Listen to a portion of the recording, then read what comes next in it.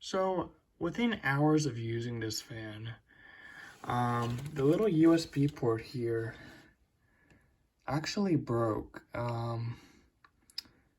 That's some shit quality right there. And I read apparently this is a common problem as seen on the reviews of this fan.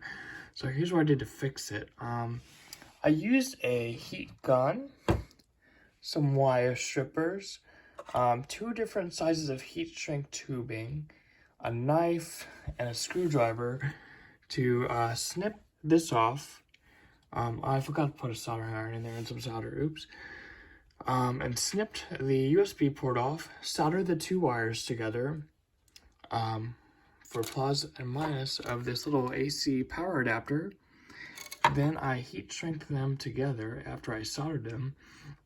And I put another piece of orange heat shrink around the 2 wires so they are all nice and tight in there and it stays where it should be. And I just tied a nice little knot in the cord to make a strain relief. So I essentially hardwired, quote unquote, this fan. So, I'm gonna unplug this light for a second. When I plug the fan in, it blinks now, it charges. So this is essentially hardwired now to this little DC adapter, which I think is pretty cool. So yeah, with a couple tools and about 20 minutes, I fixed this little Mainstays fan, and now it no longer has the cheap USB port problem. So if you want to learn how to fix this, that's how I did it. Thanks for watching. I'll see you in the next one. And one more thing before I go.